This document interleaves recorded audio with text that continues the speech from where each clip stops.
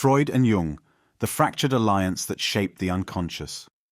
Sigmund Freud was 42 years old in the year 1898, an intense and astute physician who had spent countless late-night hours in the dark, wood-paneled study of his Viennese apartment, poring over the mysteries of the human mind.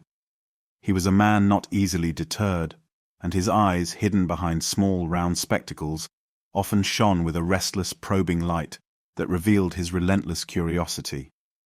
Even as a child in the modest Moravian town where he was born in 1856, Freud had exhibited a certain precociousness, devouring books that dealt with science, philosophy, and human nature. He had moved to Vienna as a young boy and had grown up in a Jewish family that prized learning above all else. Over time, he would attend the University of Vienna and immerse himself in medicine and neurology, delving into the inner workings of the brain, enthralled by what secrets it might hold. In those early years of research, Freud discovered that many of his patients who suffered from hysterical or psychosomatic symptoms seemed to reveal, upon deeper probing, underlying tensions connected to repressed desires. The specifics of these desires often revolved around sexuality, at least in Freud's interpretation, and he built upon these observations to form the foundation of a radical new theory that would come to be called psychoanalysis. The centerpiece of Freud's new science was the concept of the unconscious mind, a reservoir of buried memories, repressed fantasies, and forbidden impulses. It was a theory that many found shocking or scandalous in polite society, but Freud saw it as an unavoidable truth. The psyche was shaped by sexual impulses, drives, and repressions. He was determined to lay bare the human mind in all its raw, tangled complexity. Vienna at the turn of the century was a place of refined culture, with sophisticated salons, luxurious cafes, and the music of Brahms or Mahler wafting from concert halls. But behind that elegant facade lay a swirl of anxiety and restlessness that spread through the intelligentsia. Freud found eager listeners among those who sensed that the old certainties of the 19th century were crumbling. Writers, poets, and thinkers visited him on Berggasse 19, where Freud lived and worked, to discuss his pioneering ideas. He smoked his favorite cigars in his study, a cozy place stuffed with books and antiquities. Egyptian, Greek, and Roman statues lined the shelves, silent witnesses to the birth of psychoanalysis. In time, others began to gather around him as well, forming what would later be known as the Vienna Psychoanalytic Society. By 1906, Freud had published his influential works, including The Interpretation of Dreams, which he considered his most important contribution. He was gaining recognition, although much of the medical and academic establishment still regarded him with skepticism. One day he received word of a young Swiss psychiatrist named Carl Gustav Jung, who had begun to use aspects of Freud's theories at the Burghölzli Clinic in Zurich. Jung, it was said, was achieving remarkable results with schizophrenic and psychotic patients by drawing on the psychoanalytic method. Intrigued, Freud initiated a correspondence that would grow into a lengthy exchange of letters. At first, these letters were marked by mutual admiration and curiosity. "Your insights into the workings of the unconscious in psychosis amaze me," Freud wrote in one of his early letters to Jung, as was later revealed when their letters were published. "I believe that in you I have found a colleague, and I dare say a friend with whom I might continue to develop these theories to their full potential." Carl Gustav Jung was 30 years old then, born in 1875 in the Swiss village of Keswil. He had grown up around the shores of Lake Constance, surrounded by a sweeping landscape of water, fields, and distant mountains that left an indelible impression on his soul. He was a tall and broad-shouldered man, his eyes quietly reflective, as though he spent as much time peering inside the human mind as he did gazing outward upon the world. Jung's father was a Swiss Reformed pastor, and young Carl's childhood was marked by an ongoing tension between faith and doubt, a tension that would later inform many of his theories. As a boy, he experienced dreams and waking fantasies that seemed imbued with archetypal images long before he ever employed that term. Jung studied medicine at the University of Basel, then pursued psychiatry, eventually working at the renowned Burghölzli Clinic under Eugen Bleuler, a pioneer in the study of schizophrenia. It was there that Jung's fascination with the psyche truly took root, and it was also where he encountered Freud's writings.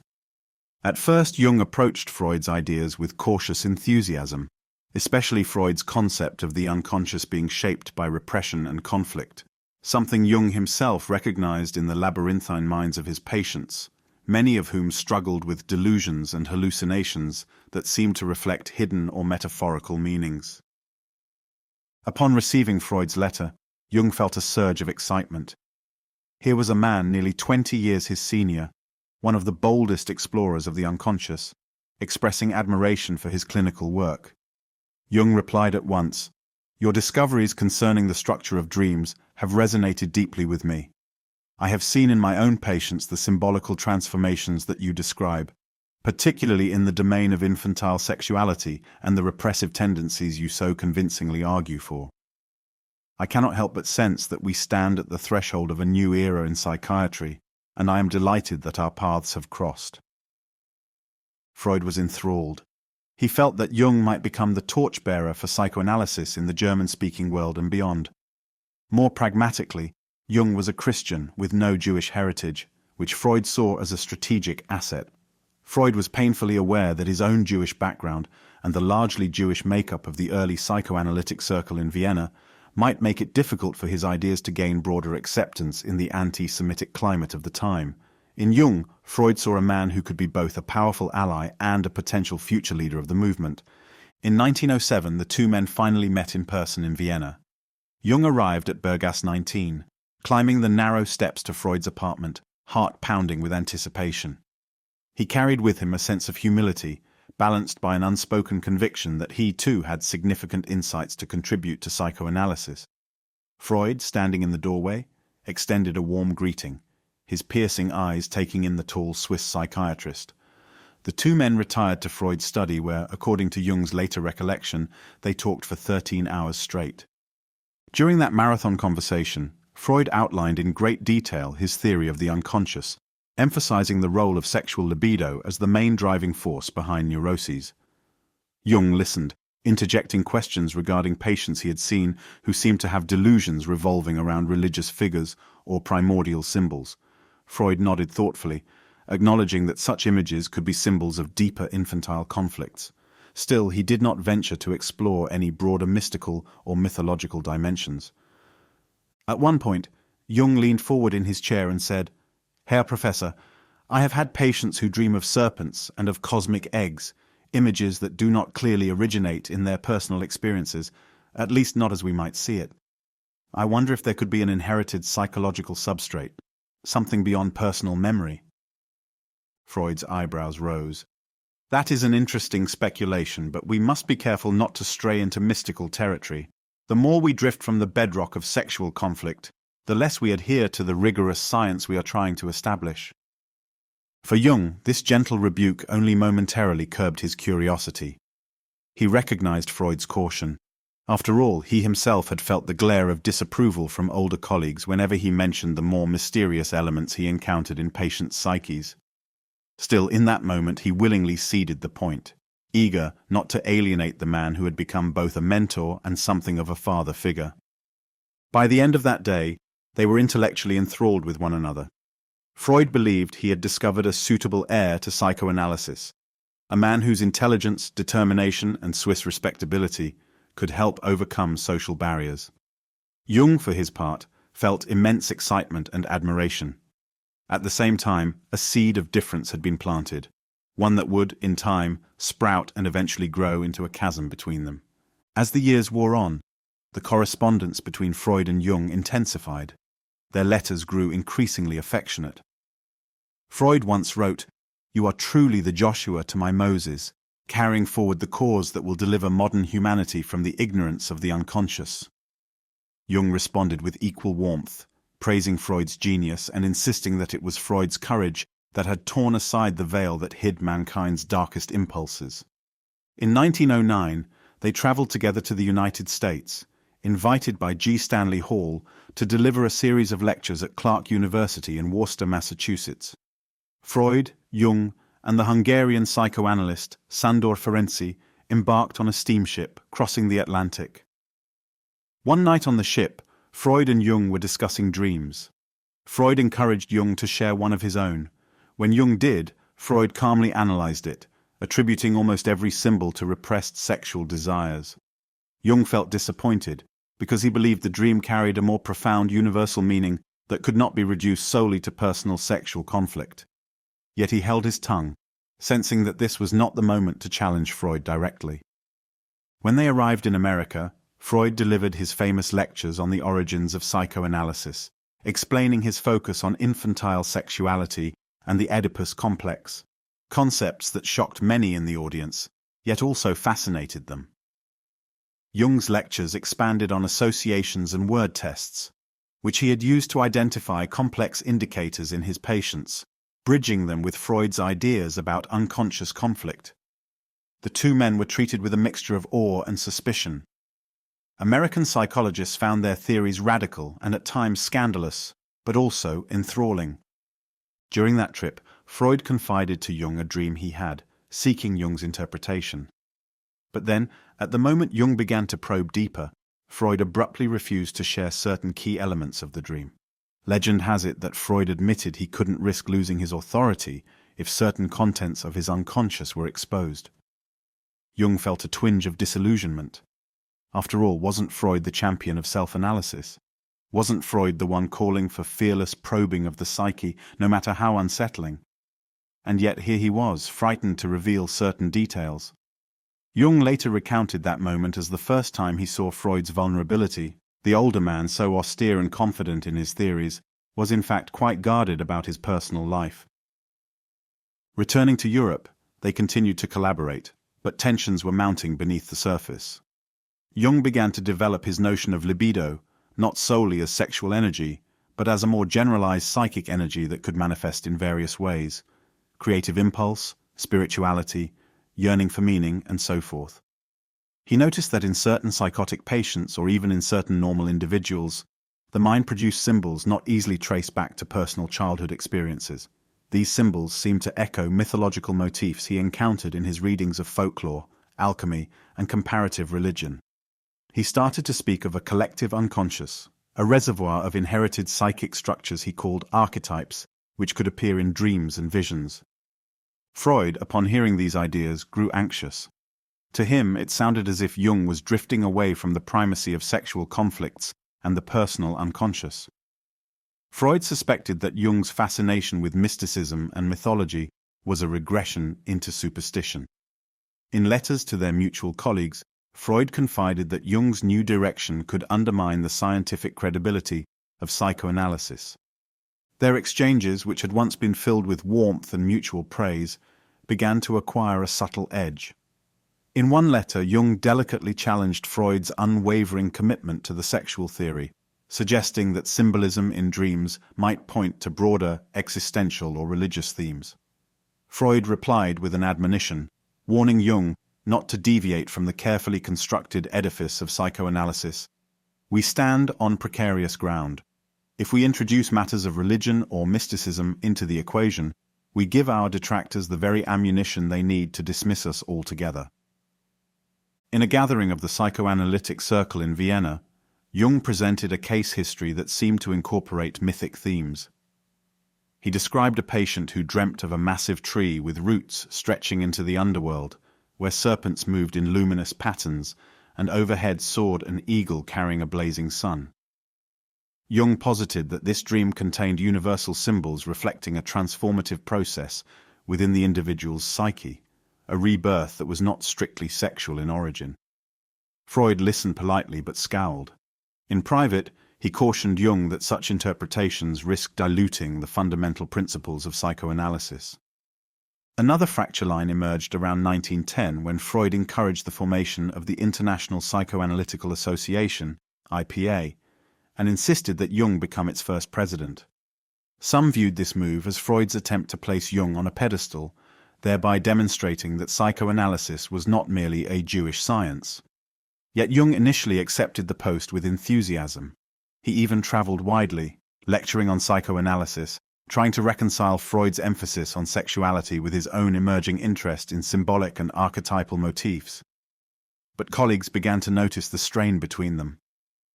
At times, the tension flared up in subtle, personal ways. In one gathering, Freud fainted suddenly when Jung pressed him on certain theoretical points. Whether it was a psychosomatic reaction, emotional stress, or a simple fainting spell, it left a deep impression on Jung. He saw it as a sign that Freud was shielding himself from some deeper psychic content. He won't see beyond his own theory, Jung wrote privately in his diary. He refuses to consider that there may be more to the unconscious than personal repressions. Freud, meanwhile, confided to Ferenczi and others that he feared Jung's interest in religion and myth would catapult psychoanalysis into realms of occultism, making it more difficult to gain mainstream medical acceptance. "We must keep psychoanalysis free from any suspicion of mysticism," Freud declared. "Otherwise, we risk everything we have fought to establish." Their letters grew more heated. On one occasion, Jung wrote passionately that the psyche could not be explained by sexuality alone, that the human being yearned for meaning, for communion with primordial images that linked us to our ancestors. Freud responded tersely, reasserting the importance of sexual drives as the bedrock of neurosis. Jung retorted, in turn, that such a limited view would hamper psychoanalysis from growing into a true psychology of the human being. Freud, feeling cornered, bristled and accused Jung of desertion. In one particularly tense exchange of letters around 1912, Freud asked Jung to reaffirm his loyalty to Freud's libido theory.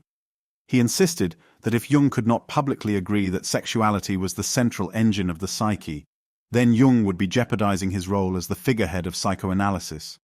Jung, incensed, replied, "I cannot, in good conscience, reduce all psychic phenomena to sexual conflict. It is not that I deny the importance of sexuality. Indeed, it is paramount in many cases. But I have seen with my own eyes that the human psyche is more vast, more layered, more mysterious than the narrowness of that single drive. The unconscious is a deep ocean, not merely a reservoir of repressed sexual impulses." Matters came to a head in 1912 with the publication of Jung's Psychology of the Unconscious, later revised under the title Symbols of Transformation. In this work, Jung presented his evolving ideas on the libido, suggesting it was a generalized life energy rather than simply sexual energy. He explored myths and symbols from various cultures, arguing that the images in dreams often derived from a collective reservoir. This cut directly against Freud's strictly personalistic interpretation, which located the origins of dream symbols in each individual's early childhood experiences and repressed desires. Freud's reaction was swift and biting. In a letter to Jung, he wrote, "Your revision of the libido theory is tantamount to abandoning one of the cornerstones of psychoanalysis. If you continue down this path, you will place yourself outside the movement we have worked so hard to establish." He also shared his dissatisfaction with other members of the psychoanalytic circle, creating a rift that was soon to become irreparable. Jung felt both betrayed and liberated. He had greatly admired Freud, considering him a mentor and almost a paternal figure, but he could not betray his own developing ideas. "I must speak what I find in my patients and in my own soul," Jung confided to one of his Zurich colleagues. "Freud would have me muzzle my observations to preserve the monarchy of his doctrine, but I cannot do that."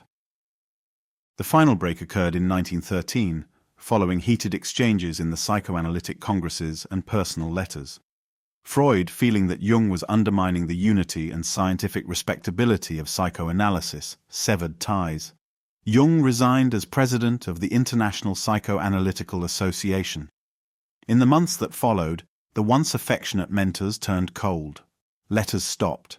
Public remarks became acrid, cloaked in the language of theoretical disagreement, but laden with personal rancor.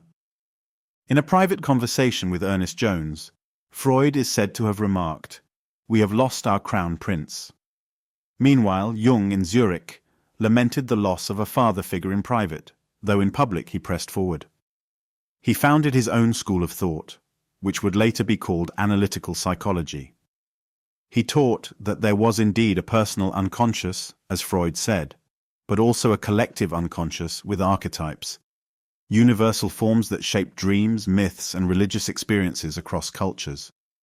He further elaborated on concepts like individuation, the process of integrating conscious and unconscious aspects of the psyche to become a more whole individual.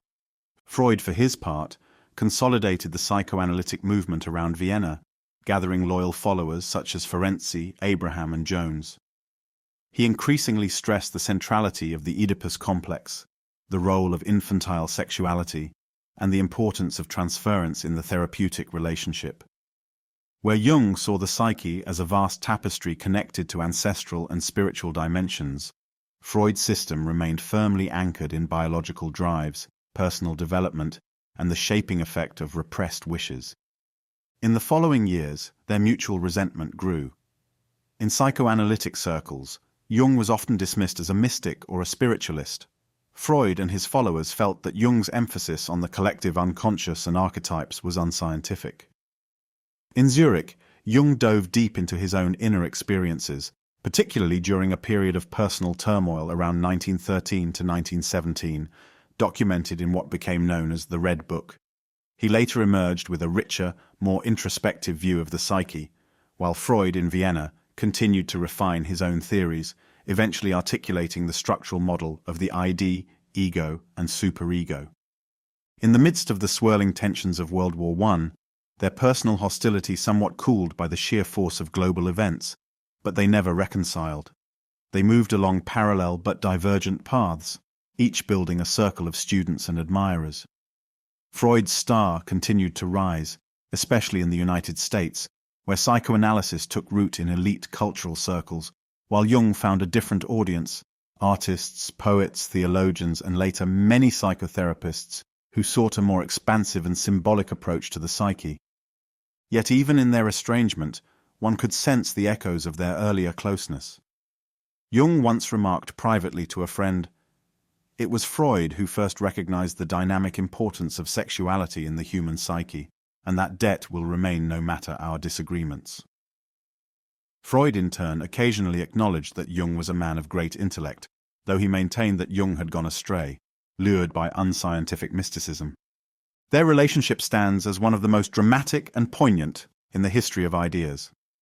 Two towering figures of psychology, initially mentor and disciple, father and son, co-conspirators in the effort to unlock the unconscious, were torn apart by theoretical disagreements that cut to the core of their deepest beliefs about the nature of the human mind.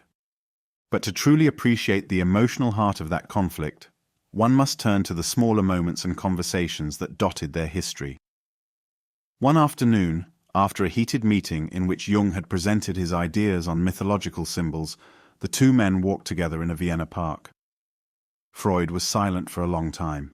Then he said softly, "You know, I look to you to carry on this work, when I can no longer do so. I'm nearing my middle years, and my health is not strong." Jung hesitated, seeing the vulnerability in the older man. "You will carry it forward," Freud continued, "but you must keep the center intact. If we scatter our energies, if we lose the cardinal principle, sexuality, then psychoanalysis will dissolve into nothing." Jung bit his lip, feeling torn. He wanted to reassure Freud, but he could not lie about his own convictions. Later that evening, Jung wrote in his journal, "I love Freud, yet I cannot betray my own thoughts. This is the suffering of those who would create something new. Perhaps we are not meant to remain united." When the actual break came, just a short time later, Jung felt a mixture of sadness, anger, and relief. In turn, Freud felt wounded, seeing in Jung's departure an abandonment.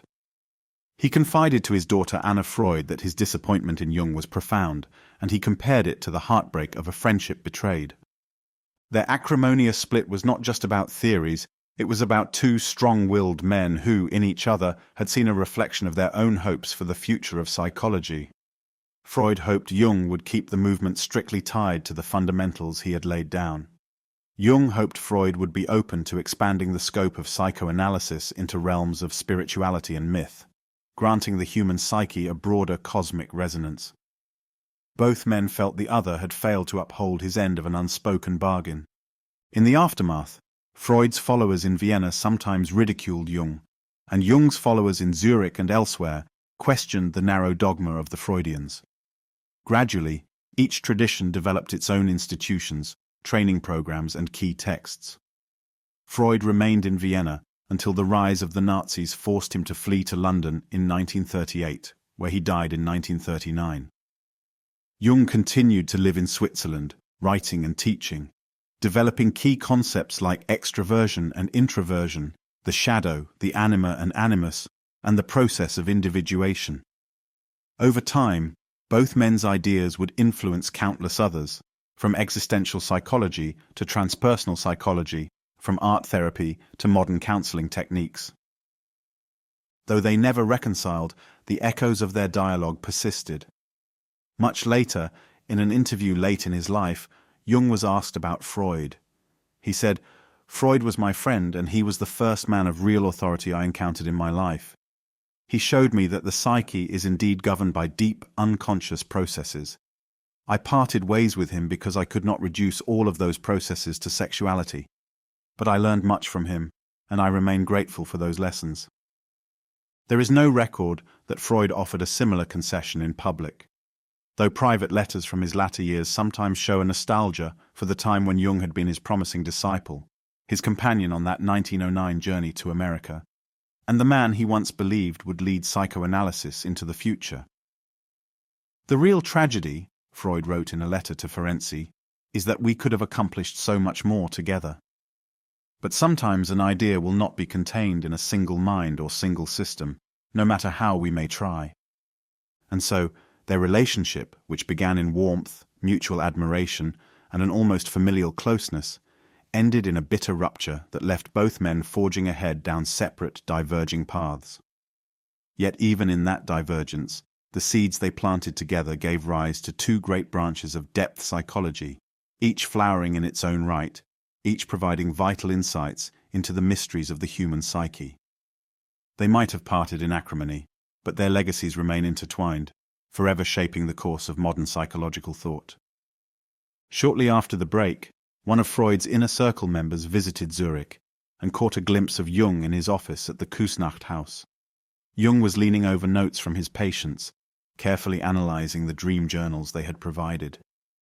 The visitor couldn't help but notice a bust of Freud that still stood on a shelf, partially obscured by a thick volume of Gnostic texts that Jung had been studying. Perhaps, the visitor thought, Jung had not yet mustered the will to discard it. Or perhaps it was a testament to the fact that even in separation, Jung could never entirely erase Freud from his thoughts.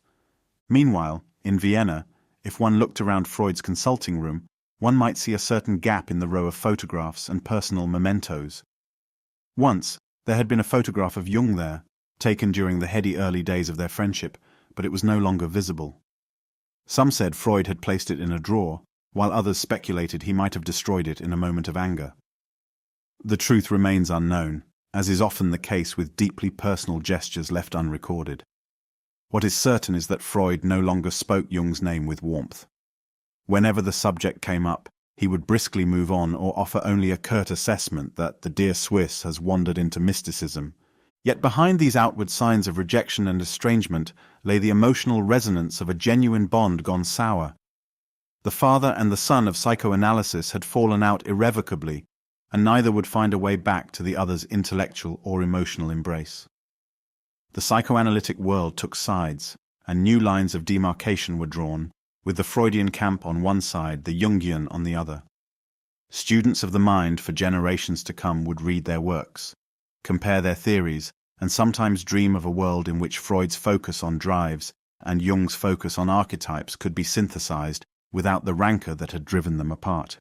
Over the years, many retellings of this story have embellished it with drama, painting Freud as rigid and dogmatic, or Jung as a mystical dreamer who spurned scientific rigor. In truth, both were complex, brilliant men who carried deep insecurities and ambitions. Freud worried incessantly about the acceptance and survival of psychoanalysis in a hostile academic and societal environment.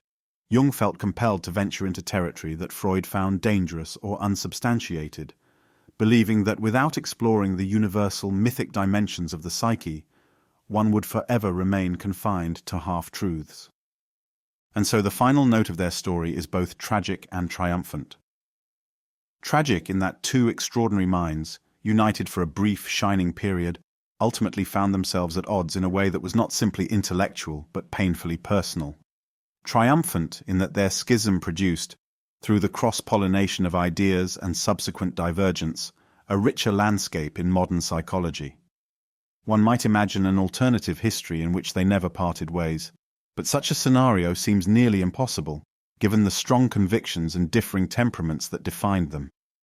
The break was, perhaps, inevitable, a sign that the human psyche, in all its complexity, could not be contained within the boundaries of a single theoretical system. They remained, until the end of their lives, two titanic figures standing on different peaks of the same mountain range, each gazing upon the vast terrain of the unconscious from his vantage point. If one listens closely enough to the echoes of history, one might still hear their voices in conversation, in argument, in laughter, in the quiet of Freud's study or Jung's library. Their dialogues persist whenever modern psychotherapists ponder a patient's dream in search of repressed Oedipal tensions or universal archetypal images, whenever philosophers ask whether the psyche is purely shaped by personal history or by collective inheritance, whenever students of the mind grapple with the need for scientific rigor and the allure of the transcendent.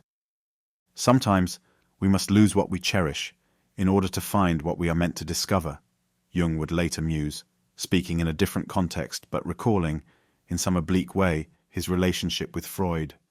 And Freud, who rarely indulged in sentimentality, might have responded with a pragmatic shrug, remarking, "The truth of neurosis does not yield itself to illusions, but to steady and fearless analysis."